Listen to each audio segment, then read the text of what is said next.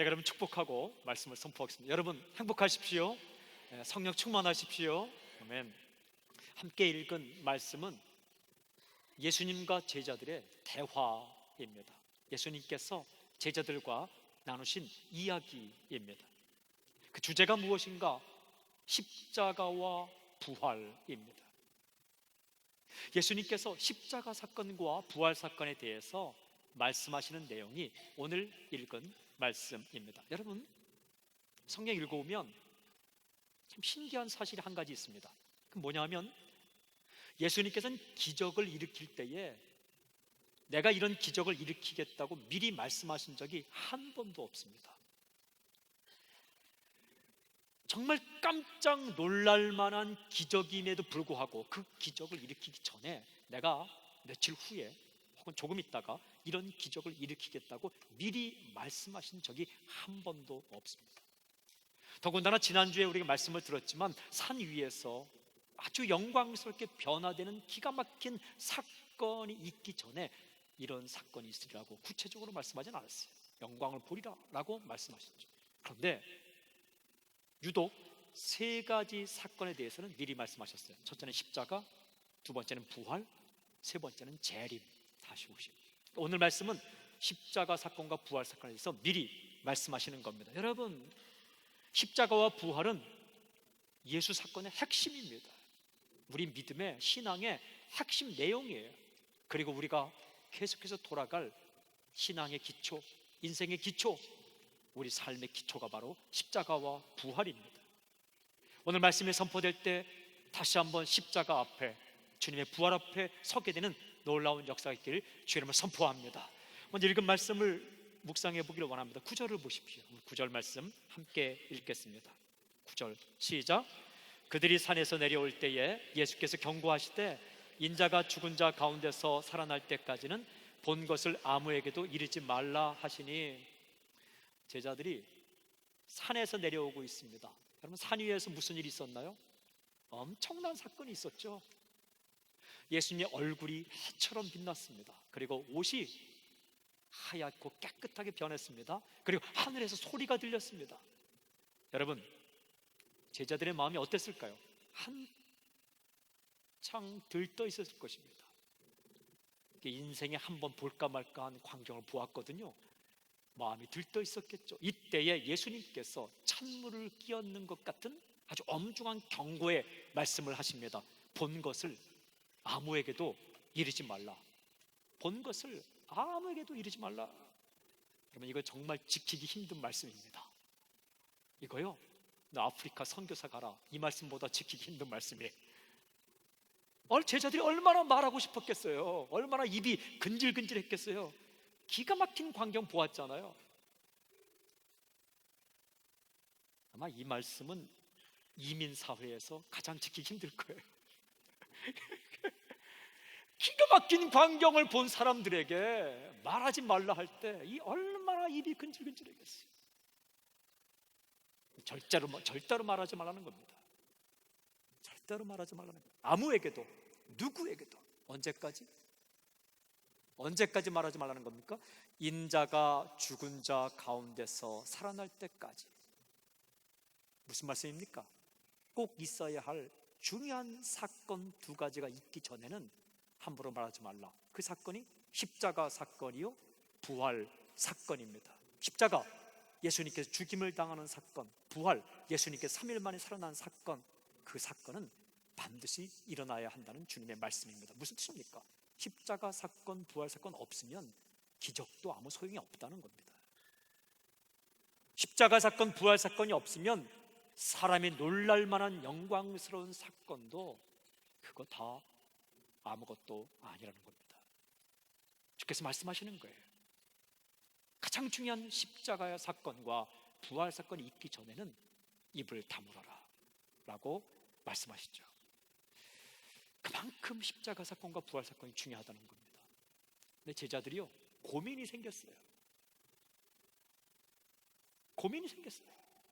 그래서 어떻게 말하는지 아십니까? 10절을 보십시오. 10절 우리 함께 읽읍시다. 10절 시작. 그들이 이 말씀을 마음에 두며 서로 문의하되 죽은 자 가운데서 살아나는 것이 무엇일까 하고. 그들이 예수님의 말씀을 마음에 두었어요. 어떻게 말하는지 아십니까? 죽은 자 가운데 살아나는 것이 무엇일까? 이들이 이해했습니까? 이해하지 못했습니까? 이해 못하는 거예요. 여러분, 이해가 되지 않아도 주의 말씀을 마음에 담아두는 게 중요해요. 이해되는 것만 마음에 담지 말고 설령 내게 이해가 되지 않고 힘든 말씀도 내 마음에 담는 게 중요해요. 이 제자들이요, 그 마음에 말씀을 담고 서로 이야기하는 거예요. 죽은 자 가운데서 살아난다는 것이 무엇일까? 죽는다는 것은 무엇이고 또 살아난다는 것은 무엇일까? 그렇게 서로 질문했다는 것은 이게 무슨 뜻이냐면, 이 정도면 됐지, 얼굴이 변하고 옷이 변하고 하늘의 소리가 들리면 이 정도면 됐지, 뭐가 또 필요하단 말인가? 아니, 죽으시다니, 아니 다시 살아나시다니, 고민이 생겼어요. 예수님을 믿다 보면 두 가지 경험을 하게 돼요. 하나는 황홀한 경험이고 하나는 고민을 경험하는 거예요. 어느 순간은요 정말 좋아요. 예수님 믿는다는 게 사실이 얼마나 좋은지 모르겠어요. 황홀하고 기쁘고 즐겁고 세상을 다 가진 것 같은 순간, 또 어느 순간은요 고민이 돼요. 왜 주님께서 이 말씀을 하실까? 예배를 드리다 보면요 황홀한 순간이 있어요. 주님은 나를 사랑하시고 나도 주님을 사랑하고 찬양을 하는 그 기가 막힌 순간, 그 순간에 고민이 생겨요. 주님께서 너 나 사랑하냐? 그러면 어느 나라 갈 수 있겠어? 그럼 이제 고민이 생기는 거예요. 황홀한 순간과 고민의 순간, 이 제자들의 마음 가운데 고민이 왔어요. 도대체 죽는다는 게 무엇일까? 살아난다는 게 무엇일까? 그러나 그 말씀은 마음에 두었어요. 서로 수근수근 하다가 이들이 무슨 질문을 하냐면 갑자기 좀 엉뚱하게 보이는 질문을 합니다. 엘리야에 대한 질문을 하는 거예요. 11절을 보십시오. 11절 함께 시작. 이에 예수께 묻자와 이르되 어찌하여 서기관들이 엘리야가 먼저 와야 하리라 하나이까? 제자가 이렇게 질문합니다. 어찌하여 서기관들이 엘리야가 먼저 와야 하리라 하나이까? 여러분, 왜 갑자기 제자들이 엘리야 이야기를 꺼냈을까요? 10절과 11절은 무슨 관계가 있을까요? 예수님의 죽으심과 부활과 엘리야는 어떤 관계가 있을까요? 이게 중요한 관련이 있어요. 중요한 관계가 있는 겁니다. 그 당시에 사람들이 말하기를 한 가지를 선포했어요. 그건 메시아가 오시기 전에 엘리야가 먼저 올 것이다. 메시아가 오기 전에는 반드시 엘리야가 먼저 올 것이다. 제자들이 생각한 거예요. 아니, 엘리야가 아직 오지 않았는데 어떻게 메시아가 이 땅에 왔고 죽고 부활한다는 것이지? 아니, 엘리야가 먼저 와야 되는 거 아니야? 라는 질문이에요. 예수님께 퍼즐이 안 맞으니까, 이게 앞뒤가 안 맞으니까, 주님, 서기관들이 우리에게 가르치기는 메시아가 오기 전에 엘리야가 먼저 온다고 했는데 이건 또 무슨 말씀입니까? 이때 예수님께서 그들의 질문을 받고 중요한 말씀을 하십니다. 십자가의 고난 이야기를 하십니다. 여러분, 12절 13절 함께 읽겠습니다. 12절 13절 함께 시작. 이르시되 엘리야가 과연 먼저 와서 모든 것을 회복하거니와 어찌 인자에 대하여 기록하기를 많은 고난을 받고 멸시를 당하리라 하였느냐? 그러나 내가 너희에게 이르노니 엘리야가 왔을 때 기록된 바와 같이 사람들이 함부로 대우하였느니라 하시니라. 예수님께서 중요한 말씀하십니다. 이 말씀을 한 줄로 요약하면 이런 뜻입니다. 세례 요한이 죽임을 당한 것처럼 나도 죽임을 당할 것이다. 이 말씀이에요. 구체적으로 네 가지를 말씀하세요. 첫째는 엘리야가 먼저 올 것이라는 말은 맞다라는 거예요. 엘리야가 먼저 오리라는 그 가르침은 맞다. 여러분, 이거 성경에 있는 말씀이에요. 성경 말라기 4장 5절 6절 보면 이런 말씀이 있어요. 보라, 여호와의 크고 두려운 날이 이르기 전에, 이 메시아가 오시는 날, 메시아가 이 땅에 오시는 날, 그 전에 내가 선지자 엘리야를 너희에게 보내리니 그가 아버지의 마음을 자녀에게로 돌이키게 하고 자녀들의 마음을 그들의 아버지에게로 돌이키게 하리라. 메시아가 오시기 전에 엘리야가 먼저 올 것이다. 성경의 예언이에요. 엘리야가 와서 무슨 일을 한다고요? 아비의 마음을 자녀에게 돌이키고 자녀의 마음을 아비에게로 돌이킨다. 가정을 회복시킨다는 거예요. 여러분, 이 가정이 회복된다는 것은 하나님의 구원 사역 가운데 아주 중요한 거예요. 자녀의 마음을 떠난 아비의 마음을 자녀에게로 돌아오게 한다는 거예요. 그게 엘리야가 하는 일이라는 겁니다. 부모의 마음을 떠난 자녀의 마음을 자기 부모에게로 마음을 돌리게 한다는 거예요. 오늘날 말하면 아버지 학교를 하신다는 거예요. 엘리야가 어머니 학교를 한다는 겁니다. 남편에게서 마음이 떠난 아내의 마음을 남편에게 돌려주겠다는 거예요. 이게 회복이에요. 아내에게서 마음이 떠난 남편의 마음을 아내에게로 돌려주겠다는 거예요. 이게 회복이에요. 그건 엘리야가 그 일을 한다는 거예요. 엘리야가 올 것이다. 그가 오면 회복시킬 것이다. 이게 맞다는 말씀입니다. 두 번째는 예수께서 말씀하세요. 엘리야가 이미 왔다. 엘리야가 이미 왔다. 이렇게 말씀하시죠. 엘리야가 왔을 때 Elijah has come. 이미 왔다. 여러분 누구를 가리킵니까? 세리 요한을 가리키는 거예요. 마태복음에 보면 17장 13절에 그제서야 제자들이 예수께서 말씀하신 것이 세례 요한인 줄을 깨달으니라. 세례 요한이 엘리야다 말씀하셨어요. 세 번째는 아주 중요한 말씀. 엘리야로 온 세례 요한은 고난을 받았다라는 거예요. 아주 멋진 모습으로 엘리야가 오는 것이 아니라 고난받은 모습으로 왔다. 이렇게 말씀하시죠. 사람들이 함부로 대우하였느니라. 함부로 everything they wished. 자기들이 원하는 대로 세례 요한을 대우했다. 무슨 뜻입니까? 지 멋대로 대우했다는 거예요. 예의 없는 게 무엇입니까? 자기가 원하는 대로 마음대로 사람을 대우하는 것. 그게 무례한 거예요.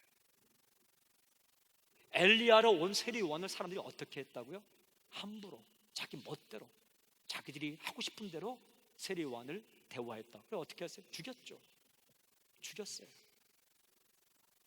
아주 멋진 모습으로 세례 요한이 온 것이 아니라 죽임을 당했다는 겁니다. 언제 죽임을 당했습니까? 잔칫날 한 소녀가 춤을 췄습니다. 그 소녀의 춤을 만족하는 한 남자가 있었고 그 남자가 헛소리로 약속을 합니다. 내가 원하는 거 다 들어주겠다. 그 소녀가 엄마에 가서 말합니다. 내가 무엇을 원할까요? 그 엄마가 말합니다. 세례 요한의 머리를 달라고 해라. 머리를 잘라서 쟁반에 달라고 해라. 소녀가 와서 그렇게 말합니다. 세례 요한의 머리를 잘라서 쟁반에 담아주십시오. 약속한 한 남자가 자기 말을 지키기 위해서 그 세례 요한의 머리를 잘랐고 사람들이 낄낄거리고 웃고 있는 그 잔칫날 세례 요한의 머리를 쟁반에 담아서 갖다 준 거예요. 그렇게 죽임을 당했어요. 황당하고 어이없고 그 당대에 세례 요한만큼 의로운 사람이 없었습니다. 세례 요한만큼 올바른 사람 없었어요. 그런데 그런 죽임을 당했다라고 주님께서 말씀하시는 거예요. 그러시면서 네 번째 이렇게 말씀하세요. 메시아도 고난을 받을 것이다 라는 거예요. 메시아도 고난을 받을 것이다. 어찌 인자에 대하여 기록하기를 많은 고난을 받고 멸시를 당하리라 하였느냐. 기록하기를 무슨 뜻입니까? 성경에 어떻게 기록되어 있느냐 이거예요. 인자는 예수님을 가리킵니다. 예수님에 대해서 성경에 어떻게 기록되어 있는가? 너희들의 상상 말고 너희들의 생각 말고 성경에 메시아에 대해서 어떻게 기록되어 있는가? 고난받고 멸시당하리라고 기록되어 있지 않느냐라고 주께서 말씀을 하시는 거예요. 마태복음에는 아주 정확히 기록되어 있어요. 마태복음 17장 12절 내가 너에게 말하노니 엘리야가 이미 왔으되 사람들이 알지 못하고 임의로 대우하였도다. 인자도 이와 같이 그들에게 고난을 받으리라. 산 위에서 내려오시던 예수님께서 십자가 사건과 부활 사건이 있기 전까지는 절대로 말하지 말라. 제자들이 물었습니다. 그럼 엘리야가 먼저 와야 되지 않습니까? 이때 예수님 말씀하십니다. 엘리야가 이미 왔다. 그는 함부로 대우를 받고 죽임을 당했다. 인자도 나도 그렇게 죽임을 당할 것이다. 다시 십자가 사건을 이야기하셨습니다. 사랑하는 여러분, 진짜 회복이 어떻게 일어나는가? 아비의 마음이 자녀에게 가고 자녀의 마음이 아비에게 돌아오고 남편의 마음이 아내에게 돌아오고 아내의 마음이 남편에게 돌아오는 인간이 인간처럼 살아가는 그 회복이 어떻게 일어나는가? 여러분, 오늘날 시대를 보면 전부 다 총체적으로 미쳤어요. 아비의 마음은 자녀에게 가야 돼요. 자녀의 마음은 자기 아비에게 가야 돼요. 남편의 마음은 자기 아내에게 가야 돼요. 아내의 마음은 자기 남편에게 가야 돼요. 스승의 마음은 제자에게 있어야 돼요. 제자의 마음은 스승에게 있어야 돼요. 목자의 마음은 양에게 가야 돼요. 양의 마음은 목자에게 와야 돼요. 그런데 이게 뒤죽박죽이 됐어요. 뒤죽박죽. 가정도 풍비박산 나고, 교회도 정말 부끄럽게 에게 깨어지고, 그리고 우리네 삶의 이 마음 가운데 질서도 깨어지고, 뭐가 뭔지, 뭐가 먼저인지, 무엇이 나중인지, 도대체 사람을 어떻게 대우해야 될지, 자기보다 조금 못하다고 무시하고, 자기보다 좀 낫다고 비굴하고, 이런 이지러지고 깨어지고 뒤틀리고 부서지고 망가진 이 땅을 어떻게 회복시킬 것인가? 주께서 말씀하시는 거예요. 그건 기적도 아니에요. 그것은 가르침도 아니고, 그것은 대단한 이적도 아니고, 그것은 십자가밖에 없다라고 말씀하시는 것입니다. 내가 죽어야 된다는 거예요. 그때까지는 말하지 말라는 거예요. 그때까지는 함부로 움직이지 말라는 말씀입니다. 여러분, 십자가는 하나님의 방법입니다. 인간의 방법은, 인간이 원하는 방법은 기적이요, 멋지고 대단하고 지식과 가르침이지만, 하나님의 회복 방법은 십자가입니다. 그리고 죽은 사람을 다시 살리는 부활의 방법이에요. 사랑하는 여러분, 아주 중요한 순간에, 엄청난 광경을 보고 내려오는 기가 막힌 순간에 예수님께서 제자들에게 하신 말씀의 핵심 내용이 무엇입니까? 십자가, 그리고 부활. 주님께서 끊임없이 중요한 순간마다 제자들에게 하신 말씀, 십자가, 그리고 부활.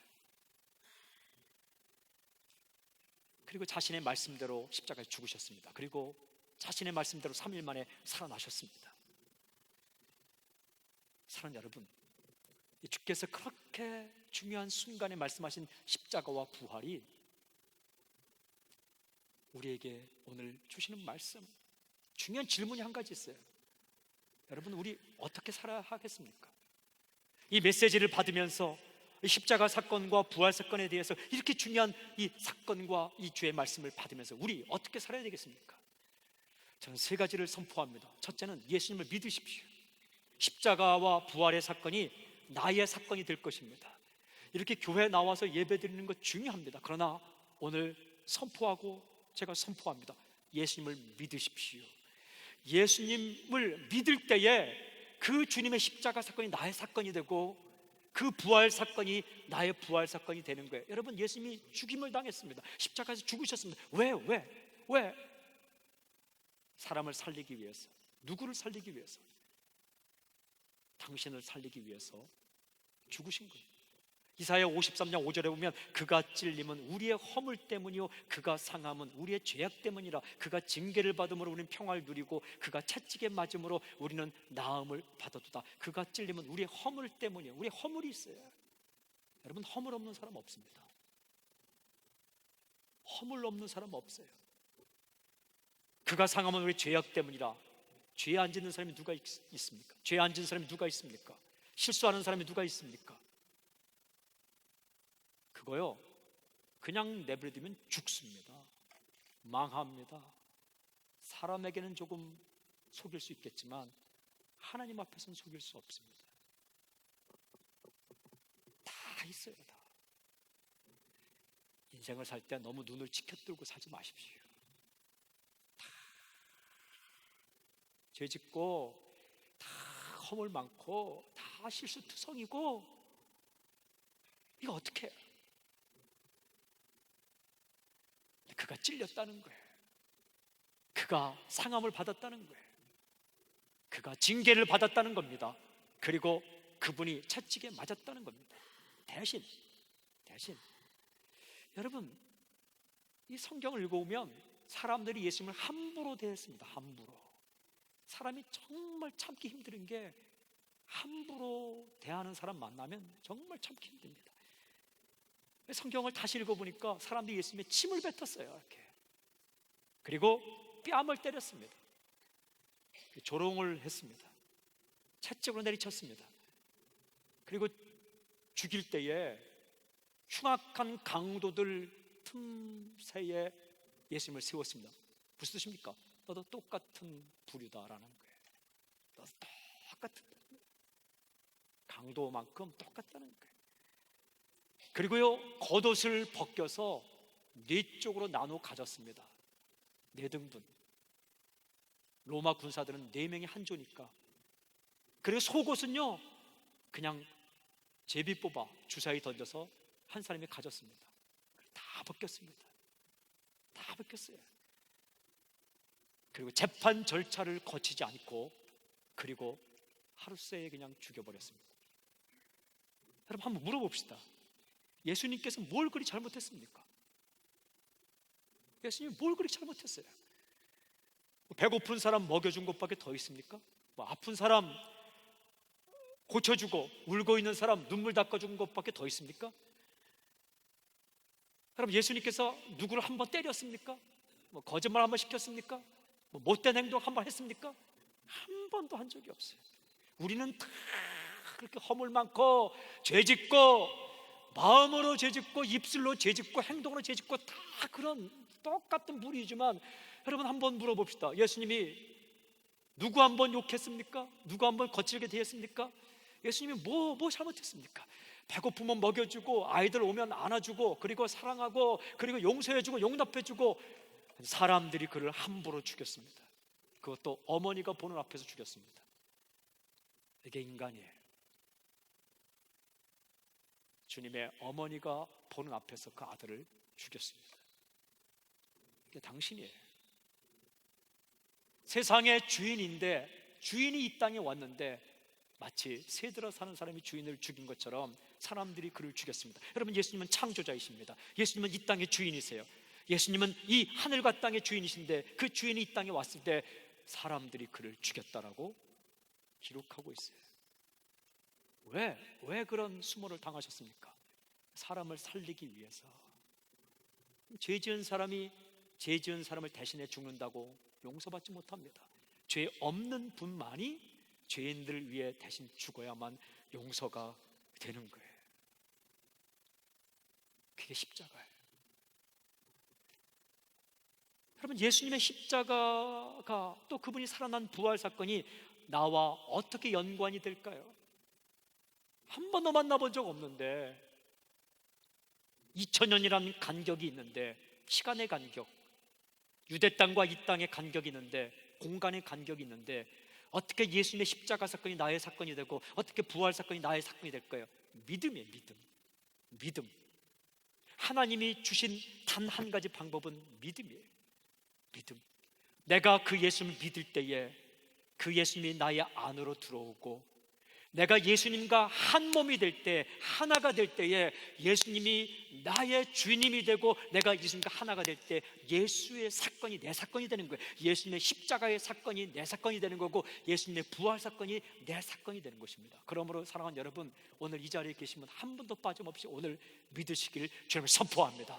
당신의 그 붉고 붉은 죄 그냥 가지고 있으면 죽는 거예요. 아무 일도 없겠지. 그렇지 않습니다. 하나님은 모르는 바가 한 가지도 없습니다. 무슨 일이야 있겠어? 여러분, 무슨 일이 있습니다.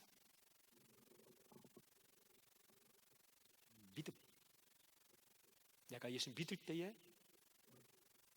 예수님의 사건이 내 사건이 되는 거예요. 로마서 6장 3절 4절 보면 이렇게 말씀해요. 무릇 그리스도 예수와 합하여 세례를 받은 우리는, 이 세례는요, 물로 성부, 성자, 성령 이 세례가 아니고, 예수님을 믿음으로 예수님이 나를 완전히 다 뒤집어 싸는 그 예수 세례.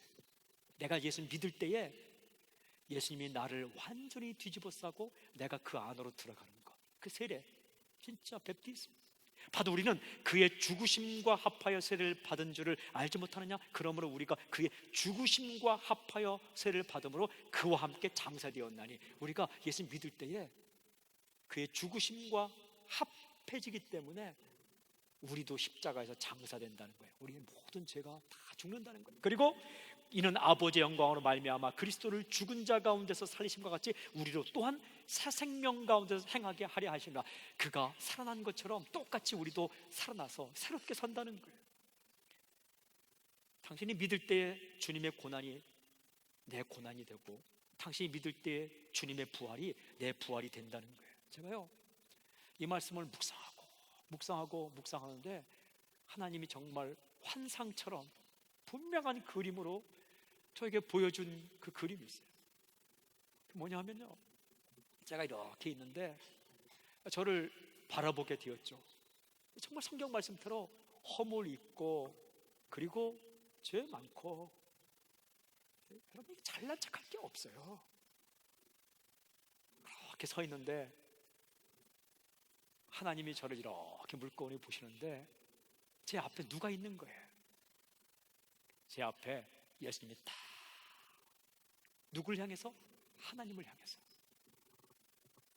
저는 그 뒤에 숨어 있는 거예요. 이렇게 숨어 있는 거예요. 그 주님께서 딱 저를 막고 버티고 서 있는 겁니다. 이렇게 딱 버티고, 저는 그 뒤에 이렇게 숨어 있는 거예요. 저를 딱 막고 서 있는 거죠.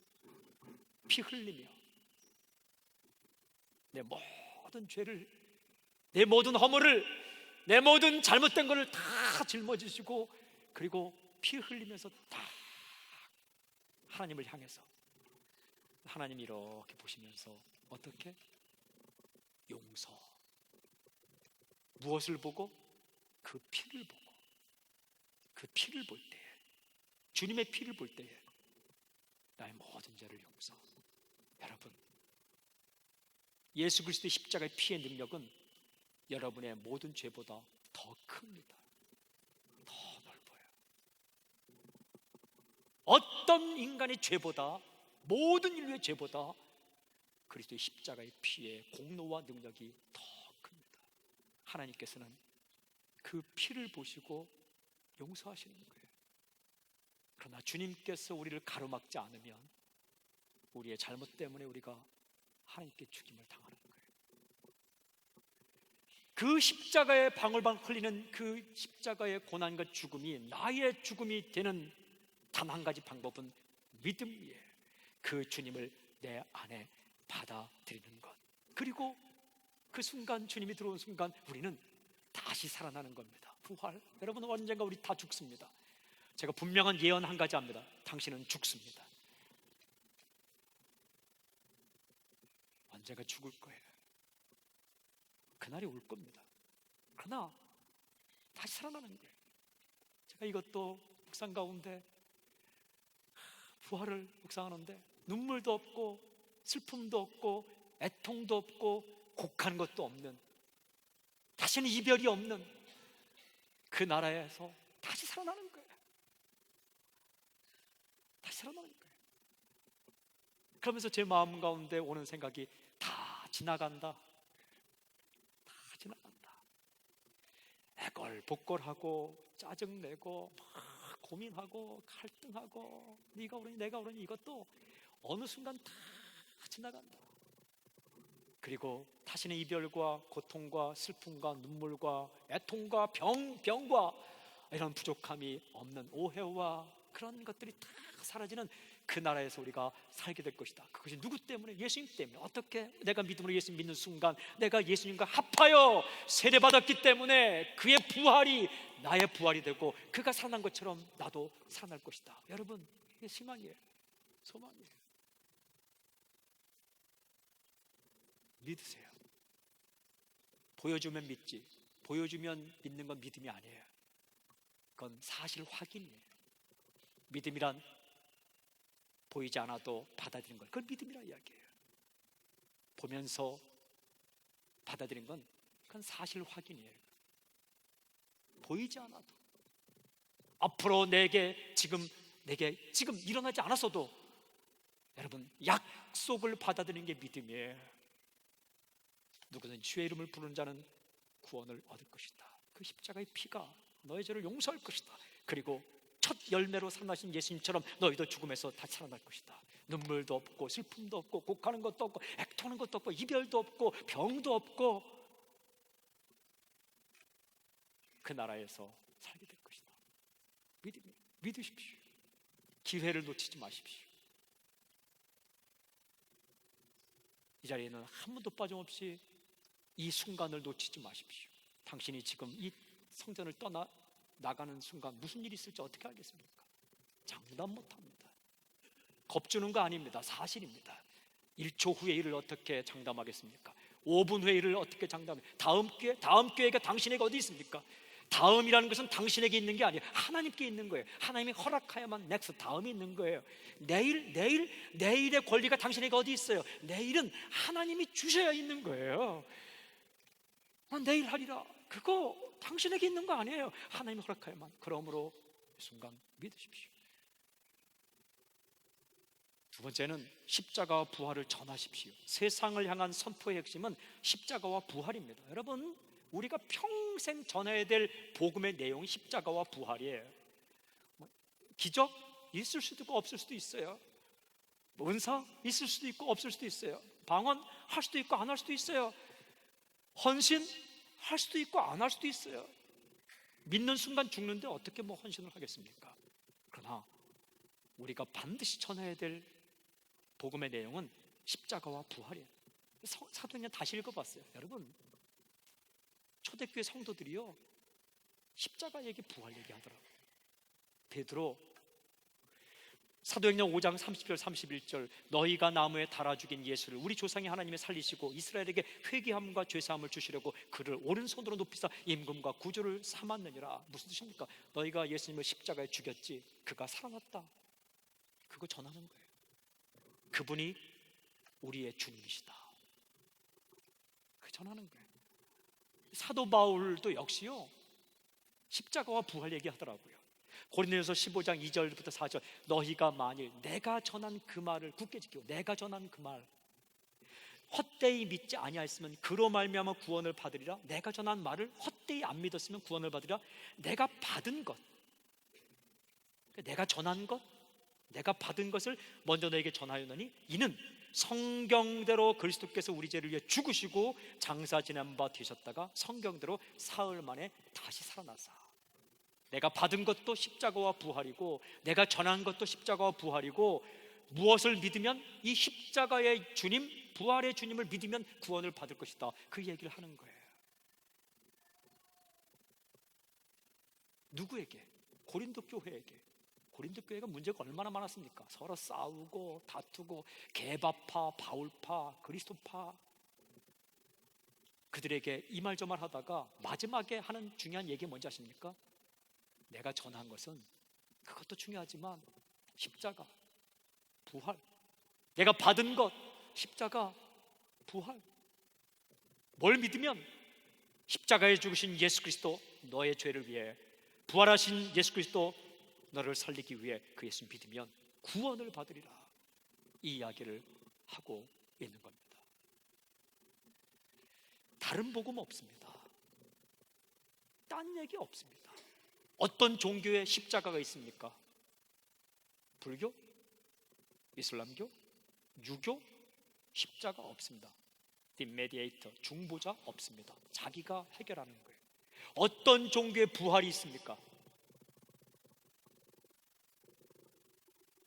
어떤 종교에 부활이 있습니까? 불교에 부활이 있습니까? 물론 있죠. 내가 죽었다가 또 다른 태어난다는 것, 또 죽습니다. 그건 부활이 아니고 윤회라고 말합니다. 윤회. 끝없이 태어나고 끝없이 죽는 것. 태어나는 것은 결과가 죽는 거예요. 죽고 태어나고 죽고 태어나고. 이건 부활이 아니에요. 그것은 윤회라고 말합니다. 돌아가고 돌아가고 끝없이 태어나는 순간 죽음으로 가는 거예요. 그러나 하나님은 그렇지 않아요.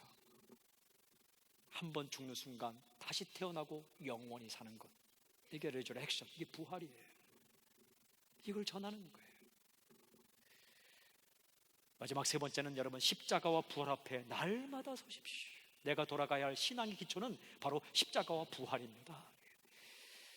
여러분, 십자가, 예수님께서 나의 죄를 대신 짊어지시고 나를 위해 대신 죽었고 내 죄가 그분의 피와 함께 용서되었다는 십자가 사건, 부활, 나도 언젠가 한번 죽지만 다시 살아나서 영원히 살게 됐다는 이 부활 사건 앞에 날마다 서는 거예요. 날마다. 아무리 엄청난 체험도, 아무리 엄청난 기적도, 아무리 대단한 일들도 여러분 이 사건만큼 크지 않다는 거예요. 그래서 예수님께서 이 사건이 일어나기 전에 딱 입 다물으라는 거죠. 무슨 뜻입니까? 우리가 이 십자가를 통과하고 부활을 통과해야 진짜 제자가 된다는 거예요. 제가 기도했어요. 하나님, 그래서 기도하는 가운데 십자가 앞에 이렇게 무릎 꿇은 그런 마음으로 무슨 말씀 하실까? 무슨 말씀 하실까? 이렇게 했는데 제가 이렇게 고백하게 됐어요. 나는 자랑할 것이 아무것도 없습니다. I have nothing to boast about. 내가 자랑할 것이 하나도 없습니다. 정말 자랑할 거 없더라고요. 왜? 내가 한 것이 아무것도 없기 때문에. 주님께서 먼저 아시고 먼저 오셔서 그 죄를 짊어지시고 그분이 먼저 죽으셨고 나에게 너 믿으면 내가 내 피가 너를 용서할 거야 했는데 뭘 자랑할 게 없더라고요. 자랑할 게 없으니까 교만할 것도 없더라고요. 난 뭘 할 것도 없더라고요. 나는 자랑할 것이 아무것도 없습니다. I have nothing to boast about. 그리고 부활 앞에 서봤어요. 주님이 그 무덤에서 나온 것처럼 나도 그렇게 살 것이다. 그때 제가 고백한 게 뭔지 아십니까? 나는 걱정할 것이 아무것도 없습니다. I have nothing to worry about. 이 두 개 걱정할 게 없더라고요. 여러분 이 땅 가운데 뭐 지지고 볶고 살아도 다 흘러갑니다. 다 사라집니다. 다 지나갑니다. 그리고 나는 다시 살게 될 것입니다. 물론 열심히 살아야죠. 최선을 다해 살아야죠. 이 땅 가운데 겁먹지 않고 살아갈 이유, 내 죽음 이후의 삶이 있기 때문에 정말 조잡하지 않고 아주 정말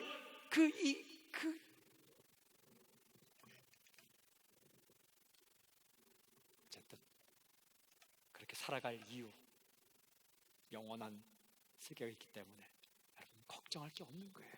나는 자랑할 것이 없습니다. I have nothing to boast about. 나는 걱정할 게 없습니다. I have nothing to worry about. 그 두 고백을 번갈아 가면서 하게 되었어요. 그런데요, 참 신기하게 십자가 앞에서 기도하며 겸손하게 되더라고요. 또 부활 앞에서 기대를 하며 담대하게 되더라고요. 겸손과 담대가 십자가 앞에 설 때 겸손, 부활 앞에 설 때 담대하게 되더라고요. 통과해야 돼요. 먼 이야기가 아니라 날마다 십자가 앞에, 날마다 부활 앞에, 날마다 십자가 앞에, 날마다 다시 살아신 예수 그리스도 앞에 우리가 섬으로 말미암아 담대하게 그리고 겸손하게 뚫고 가는 겁니다. 사랑하는 여러분, 십자가와 부활 당신의 평생 고백이 되고 일생 선포가 되고 우리 인생의 기초가 되는 놀라운 역사의 길을 주님을 선포합니다. 기도하겠습니다. 하나님, 날마다 우리를 십자가 앞에 세워주십시오. 날마다 빈 무덤 부활 앞에 우리를 세워주시옵소서. 그래서 주님 안에, 주님을 따라 주님과 함께 주의 영광을 위해 담대하게 겸손하게 살아갈 수 있도록 인도해 주시옵소서. 예수님의 이름으로 감사하며 기도하옵나이다. 아멘. 살아계신 주님을 찬양합니다.